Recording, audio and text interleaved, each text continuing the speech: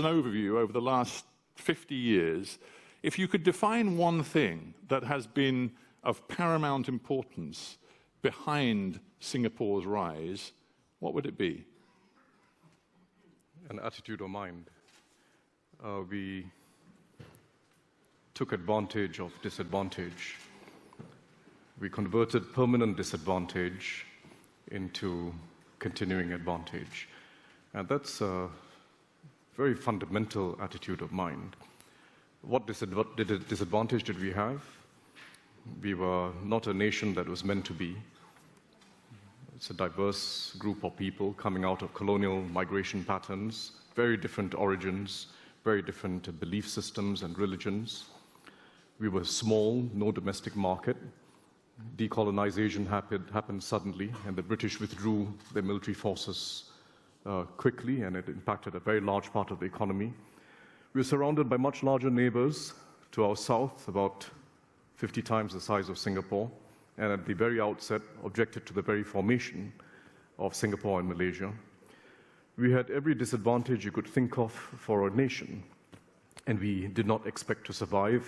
We were not expected to survive. But that, to Lee Kuan Yew and the pioneer team of leaders, was converted to advantage because it forces you to realize that all you have is yourself. The world owes you nothing. You're a piece of granite rock. Fortunately, it's granite, by the way. Not even a waterfall or mountains that allow you to have a little bit of hydroelectric power, nothing. Just a group of people of different origins who are willing to work hard and had to fend for themselves and make themselves relevant to the world. And that mindset, thinking of yourself as not having the advantage of size or history, and that you've got to create it for yourself, turns out to be a phenomenal advantage. So it was an achievement of collective will. I mean, I think back to the timing, the early 60s, there were a lot of Asian nations that were emerging at that time from colonialism. One can think of... And African and Caribbean. Of course, but if we just think about Asia and your experience within Asia, you had nations which I think economists were predicting would be truly powerhouse nations back then. Indonesia, the Philippines, Burma, Myanmar, all of these were tipped for the top. And yet, of course, we saw all of them in their different ways really struggle in the post-independence period. So was it just that Singapore had maybe it was size that allowed you to find a collective will that those other larger nations could not forge? Well, I think it's a very difficult question, but let me put it this way. People think of Singapore as an economic success. That's what sort of catches attention very easily, per capita GDP and so on. But what was really interesting and unique about Singapore was social strategy, and most especially the fact that we took advantage of diversity, different races, different religions, and melded a nation where people were proud of being who they were, but were Singaporean first and foremost. But was it melded from top down? And we can't get away from the figure Yes. of Lee Kuan Yew himself. Yes. It wasn't there at the beginning. He imposed it. The natural workings of society would not have led it to that happening. Right. Not just in Singapore, but anywhere in the world. The natural workings of society would have just as easily and more likely have led to mistrust, discomfort, bigotry, and what we see in abundance in many countries in the world today. The most intrusive social policy in Singapore has turned out to be the most important. And it has a level of intrusiveness that doesn't come comfortably to the liberal mind. What is it? Housing estates. 85% of Singapore lives in public housing. It's not public housing that you are familiar with in the UK. It's not like your council housing, because when it's 85%, it covers the lower income group, the middle income group, the upper middle income group. These are middle class housing estates. But every single block of flats, block of apartments, and every single precinct requires an ethnic balance. That's intrusive. How because you're constraining... It requires an ethnic balance in the sense the government decides how many of each ethnic grouping are going to... So once a particular ethnic group gets beyond a certain quota in that block or that precinct, the resale market has to adjust.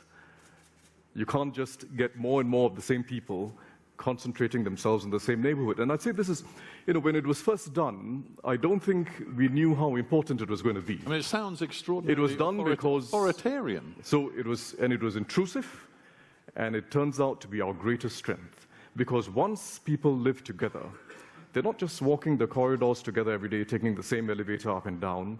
Their kids go to the same kindergarten. Their kids go to the same primary school. Because all over the world, young kids go to school very near to where they live. And they grow up together. The lessons coming out of Baltimore, the lessons coming out of France's large cities, the lessons coming out of all our societies show that neighborhoods matter, place matters, where you live matters. It matters much more than economists thought. It matters tremendously in the daily influences that shape your life and the traps you fall into. But I dare say, and this is where we get into a conversation about Singapore that isn't, as you say, just about extraordinary growth rates and economic success, but is about the way in which the body politic works. To some of us sensitive flowers in the West, the authoritarianism that underpins that approach to managing a society feels uncomfortable to us. Yeah, so that's a caricature. I mean, even The Economist, which is not exactly a cheerleader for Singapore, would say, as it just did in its editorial form of obituary when Mr. Lee Kuan Yew passed away, that Singapore has free, fair, and regular elections. We are a parliamentary democracy, not in exactly the same mold as Britain or the United States, certainly. No, I mean, we are a parliamentary democracy, and an elected government makes decisions which it feels are in the best interests of the country today and for the future. And we are accountable for it. Yeah, I mean, it's a democracy of sorts. You don't have a genuinely free, truly liberated press. Not in the British sense. No, well, not in any sense. I mean, but in the much as I'd like to take credit for the notion of a free press, it's not a British idea. I didn't mean it entirely as a compliment, but as a description. But as a description. You are missing page 3 of the Sun newspaper, and that's no great loss, I agree.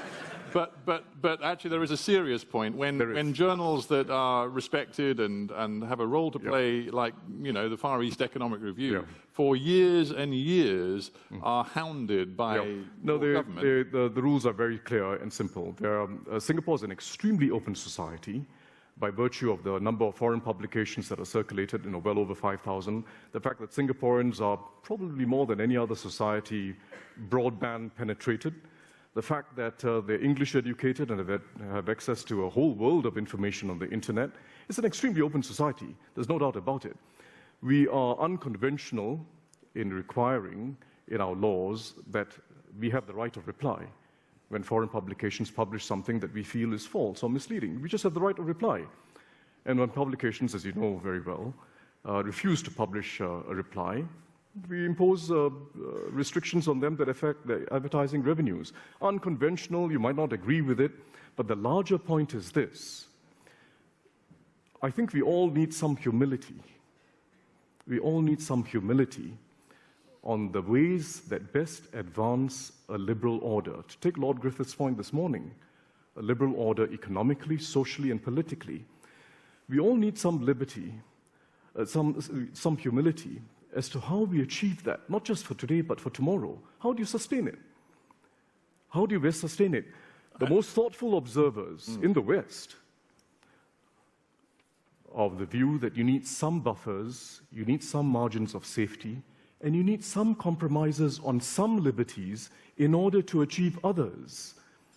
And the freest possible media is not the only liberty we aspire to. I do think it's a good idea, by the way. It appeals to my ideals, but it's not the only liberty you aspire to.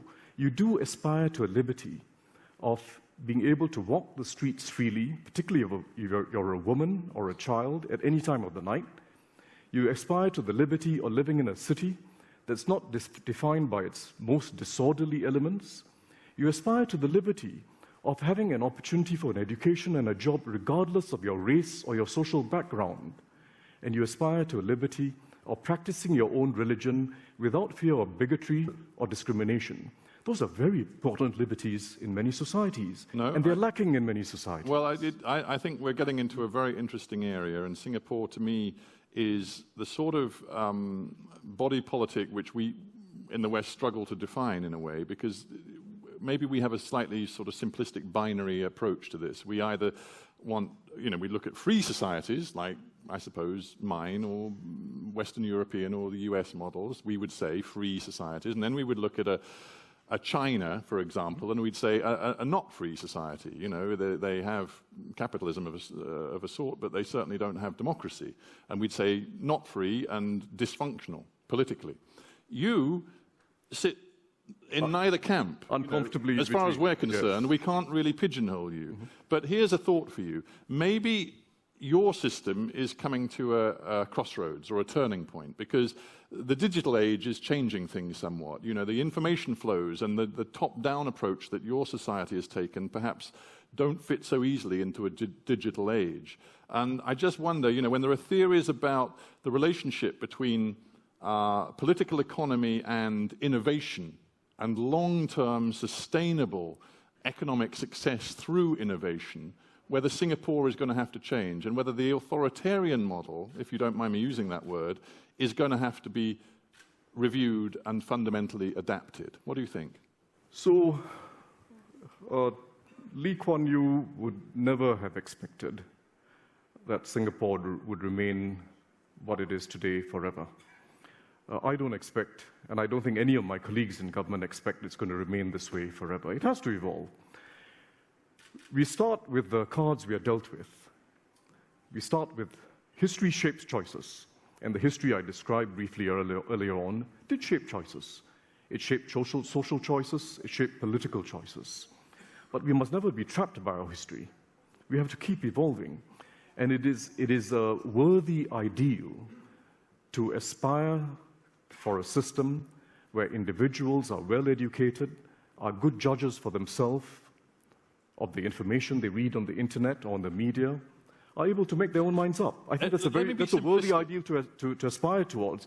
But how do we do it in a way that's self-sustaining? And to think that you simply, if all forces are let loose, whether it's the media or anything else, that you're able to achieve the liberties that matter most to people. Safety, freedom of religious belief, the freedom to aspire in life and achieve what you want through hard work. But those are very important liberties. But simplistically put, is there going to be room for more individualism in Singapore in the future? So if you look at Singapore today compared to not even 50 years ago, 10 years ago, it's a vastly different place. It's a vastly different place. Singaporeans are educated, discerning, skeptical, and critical people. They know what's what. There's no doubt about it. And Singapore continues to evolve. It's a function, of course, of the fact that we've had some success in education. It's a function of the fact that, as you say, it's a digital world. It's an open world. So there's no doubt about it. But let's not think that we are all moving teleologically towards that destination that you now see in the United States or UK. We'll all have to evolve, and we all need some humility as to how we progress democracy. But will Singapore always be the kind of society where the government says, ultimately, you can't live there because the quota for your particular ethnic grouping has already been reached, you've got to go and live there? Is it going to be that kind of society forever? That's imponderable. I think it'll be naive to think that you can lift it and people will automatically gravitate towards diverse neighborhoods, and you won't, in fact, get the reverse. Because if you look at the most advanced democracies, that's exactly what's happened. You have in the United States, you have in France, you have in Germany, you have even in the United Kingdom. In the United Kingdom, half the Muslim population lives in your bottom 10% of neighborhoods. Did it happen because of some random chance? Or does it happen because that's the natural workings of society? We have to address these facts honestly and realize that, look, human beings aren't perfect. Everyone has biases, discomforts, a sense of liking or distrust for each other. And there is a role of government and elected representatives to unify people. And it doesn't happen through speeches. It means you need mechanisms, you need instruments. They mustn't be too constraining on individual choice, but you do need to constrain something. And you end up a better society, or don't you? That's the test, not whether the government is right. Do you end up a society that people feel more comfortable in? That's the real test. It's easy to talk about Singapore, but quite frankly, this is a challenge we all face. Oh, absolutely. I mean, listen, I know full well that the sorts of issues that come out of making an ethnically diverse nation work are extremely important to a whole bunch of nations far beyond Singapore, not least my own. But it seems to me you are now facing some of the problems that other nations have faced for quite a long time. Let's talk a couple of specifics. One, immigration. Mm-hmm. Big issue in Singapore today. In fact, one could argue it's one of those issues which is prompting a new kind of very active, passionate debate where opposition is actually, coming out onto the streets, using the internet in ways that we haven't seen before. Because your government looks at the demographics of Singapore, looks at the need to keep growth going, and thinks, our own people aren't having many babies. We are going to have to manage continued immigration into the country to the tune of, I think by 2030, the plan was to turn a population of 5.3 million into 6.9 million. Not a plan, but it wasn't a plan. It was mooted anyway, and it drew an awful lot of opposition from native Singaporeans. Yes. So what are you going to do? You've got this problem. You need the numbers, but immigration, like in so many nations around the world, is now a hot and difficult political issue. What are you going to do? So it's a challenge that many countries face, and small countries face it more than others. Switzerland faces it in a very pointed way. Another small country that not only needs people for the sake of numbers, but its companies need talent and specialized skills to compete internationally. But we are a society. We are not just St. Gallen or Stuttgart or San Diego. We are a country. We are a nation. And that means it has to be a nation that people feel is their own.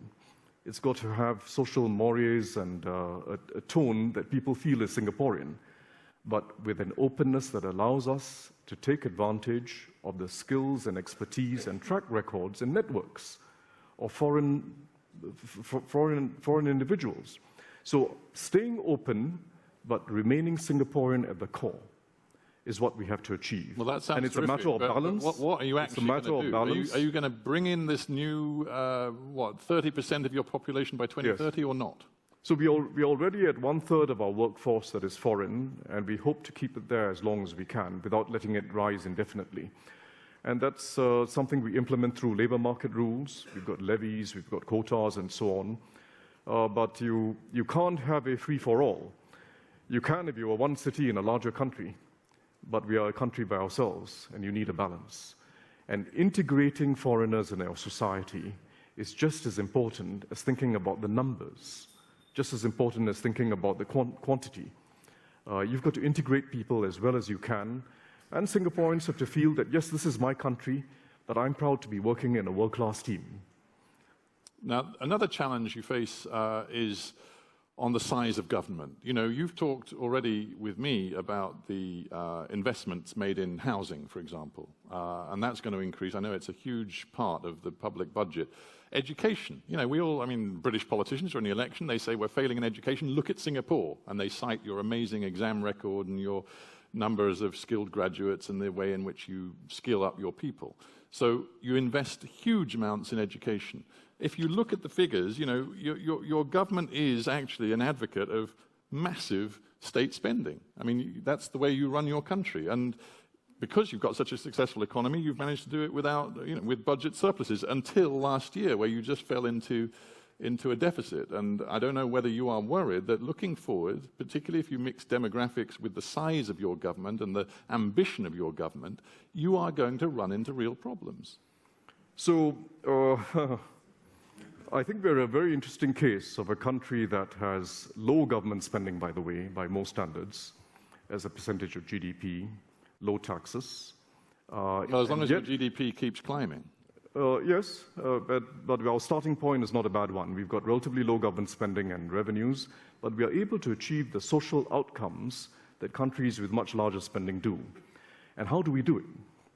I think one of the very important lessons of the last 50 years is that traditional concepts of welfare and social expenditure and government intervention have led to a weakening of private initiative and personal responsibility. Not because that was the intent. It never was the intent. It was never the social democratic intent to weaken private initiative and family responsibility.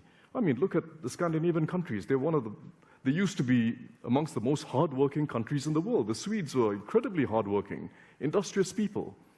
You're using past tense, are you? Have Swedes become lazy, or what's present active tense. They're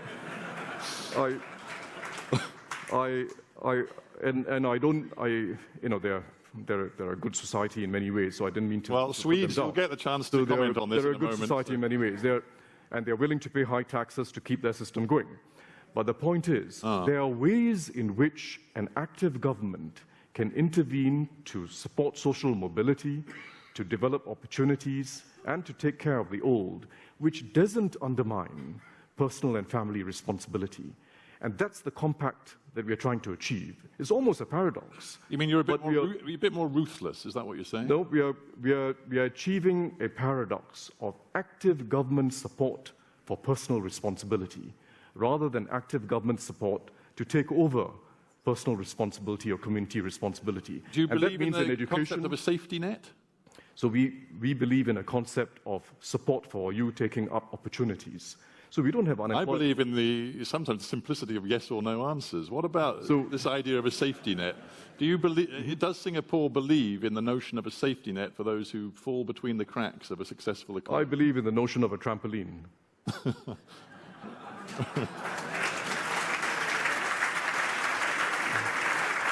Yeah. So people are just bouncing up and down in Singapore. No, I mean, it boils down to what policies you're talking about. If you provide help for someone who's willing to study in education, to study hard, if you provide help for someone who's willing to take up a job and work at it, and make life not so easy if you stay out of work. If you provide help for someone who wants to own a home, and we are very generous in our grants for home ownership, which is why we have 90% home ownership. And amongst the low-income population, more than 80% own their homes. It transforms culture. It's not just about transactions. It's not about the size of grant. It's about keeping alive a culture where I feel proud that I own my home and I earn my own success through my job. I feel proud that I'm raising my family. It is a keeping that culture going is what keeps a society vibrant. Yeah. Actually, sorry to stop you for a sec, Tharman, but I completely forgot to publicize this very important vote we're having, which you guys have all taken up without me even prompting you. So just by way of getting those who haven't voted to vote, you know, we have got this question, which we're going to review at the end, but we can see where it's going already. After 50 years of growth and prosperity, Singapore will face the same structural challenges as the rest of the developed world. Well, 71% of you disagree. Presumably you believe, as the Americans would say, in Singaporean exceptionalism, which is an interesting idea. Do you believe in Singapore? No, I don't. I don't at all. No. Very little of what Singapore does is invented in Singapore. Very little. Our whole, to use the jargon, SOP, standard operating procedure, whether it's in cabinet or statutory board or a small public agency, is look at the rest of the world. Try to get some idea, some technique, some method that has worked well, and see how we can do it in Singapore, if possible, better. Try to avoid the mistakes that have happened. So that's an advantage of smallness, by the way. We never thought that we had it all in our minds. We never think today that we've got it all worked out, and this is a successful model, and that's it. We are never in a golden mean. But actually, getting back to smallness, what you described, and it's fascinating, the interventionism of the Singaporean government in the housing system, for example, or indeed in the education system. I mean, it's been so successful, but it is so micromanaged. I mean, that couldn't happen in a large country, could it? Well, I think the thought experiment that's more useful is what has happened in a large country, and how could you have avoided it? How could you have avoided what's happening in the, how do you pronounce the French term, banlieues? The banlieue, yeah. Banlieues. How could you happen what I described about your minority populations in Britain. How could you have avoided Baltimore? How could you have avoided Ferguson? It's not rocket science. There are many thoughtful observers who point to what was happening decade after decade. And it's not about left or right, by the way. It's not about Democrat against Republican or Labour against Conservative. It's partly about centralization and authority. In the United States, whether we're talking about policing or whether we're talking about education or housing, in the end, Americans want their decisions to be taken at a much more local level, by and large. You know, there's a fear of big government and Washington intruding in people's lives, and many decisions are taken not just at the state level, but at the municipal level, including things like policing. Right. So whereas in Singapore, you guys are quite straightforward. You've got an extraordinarily centralized nation-state, city nation-state, and it is all run from one place, the center. Yeah, it is a city, of course. And if you want to compare it, you can compare it to other American cities. St. Gallen, by the way, is larger than Singapore. And you have to ask, what is the responsibility of elected representatives? If we believe in social inclusion, if we believe in opportunities for all, we have to accept it doesn't happen automatically because of the invisible hand of the market or the invisible hand of society. It happens because you've got policies that seek to foster and encourage it. And what happened in the examples I've just cited is that you've got policies that went in the other direction. And they trap people. They trap people where they started. If you're black, if you're low income, you end up where you started. I may be oversimplifying, but that's the tragic truth. And that comes out of 50 years of evidence. And we try to alleviate. You think you are the world's perhaps greatest example of a meritocracy? No, I'd never put it that way. No? Oh, all right. Well, I'll put it that way for you then. You are. I would say, I would simply say we've taken lessons from abroad. We've tried to do what makes sense in our circumstance, and we've got to keep evolving our methods. Right. We've got to keep evolving our methods. I've got to shut up and let the audience ask proper questions in a moment, but one more from me. You've got a problem. Singapore made its great strides in the 60s, 70s, 80s, when the rest of Asia was, as we touched on earlier, many of its countries were under terrible misrule, misgovernment. Their economies were shot to pieces. And you guys, because you were extraordinarily efficiently governed, could make great competitive strides. It's a bit different now. I mean, Asia's full of tearaway growth economies. You know, obviously there's China, but there are many others too. Suddenly, the idea of Singapore being the great tearaway success of Asia in relation to all the others isn't so true, and maybe foreign investment, for example, might begin to think, you know what, Singapore's gone as far as it can go. There are other places we could put our money and see it bear fruit better than Singapore in the future. Are you worried about that? Well, Singapore wouldn't be where it is today if it didn't have to compete very hard against formidable competitors. They weren't always in Asia, they weren't always in the immediate neighborhood, but it's always been about competition. And that's how we've moved up from one level, from highly labor-intensive, low-skill, low-wage production, to what is now basically high-skill, high-wage enterprise. And it's a constant race. But don't forget the intangibles. Don't forget the intangibles. There's some advantage in being constant, in keeping to your promise, sticking to the contract, and building confidence amongst every investor that in 20 years' time and 30 years' time, the rules are not going to change. And being constant, does that mean that Lee Kuan Yew's family will always be in charge? No, I think that'll be most unusual. It's a meritocracy. It'll be most unusual if that was the case. Certainly, it's not the way in which, I can't speak on behalf of them, but it's not the way most Singaporeans would expect it to be. And certainly, you really wouldn't want it to be a situation like, if you look at... I thought you were about to say the United States, where it's either the Bushes or the Clintons. So let me, to be frank, if you look at parliamentarians below the age of 30 in India, every single one of them is a member of a political dynasty. Every single one of them. So we believe in meritocracy. It's hard work. It's sometimes imperfect. There are always advantage in family connections and wealth, but we've got to keep working against that. All right. Right. I love leaders of tomorrow. So leaders of tomorrow, put your hands up. Oh, there's one there waving enthusiastically. Hello, my name is Girish and I'm from India. Well, since we're talking a lot about diversity in Singapore, I was just thinking that India had largely a very similar time span. And if you look at the diversity, it had a very similar endowment in terms of diversity in belief systems, diversity in populations, and in some ways, similar colonial past. So given the same, India, however, has chosen to take a different route and a different approach to things. And some might say that there is a lot that India could perhaps learn from Singapore, a major difference being in the size and therefore perhaps in the agility and the ability to enforce that Singapore has.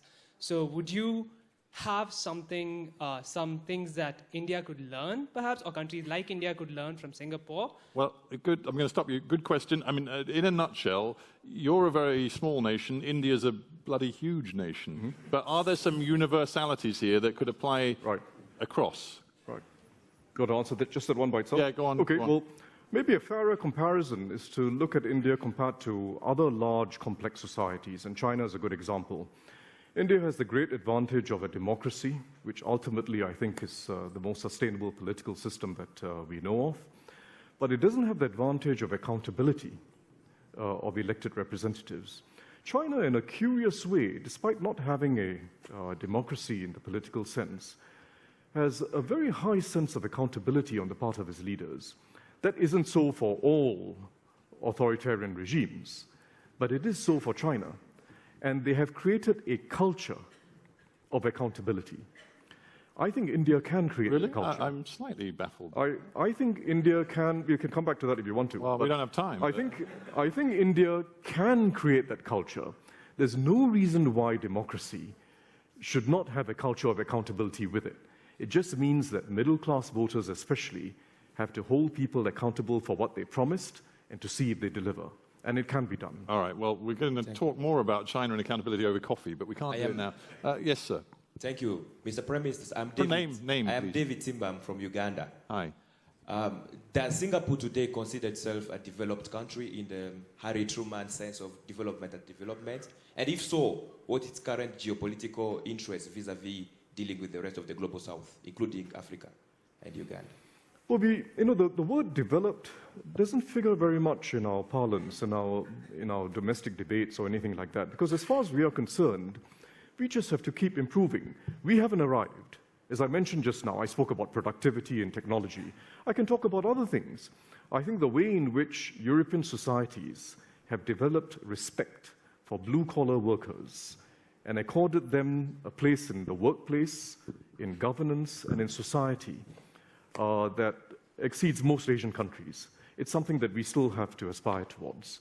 There are many things that have been achieved in the advanced countries that we still aspire towards. And is it? So I don't know what the definition of developed is. It's typically a some per capita income criteria, in which case Singapore sort of. And I think the question I also want to know whether Singapore now sees a priority in developing relationships with the emerging and the poorer countries of the world, particularly in Africa.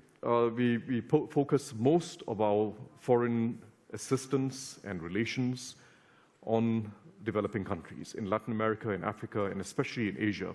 And to go back to a question that was asked earlier, I think we have to be quite honest about the fact that there are going to be limits to which we can solve the immigration problem in Europe or anywhere else in the world of the same nature by simply addressing it when they finally come. We've got to help countries manage their problems where they are.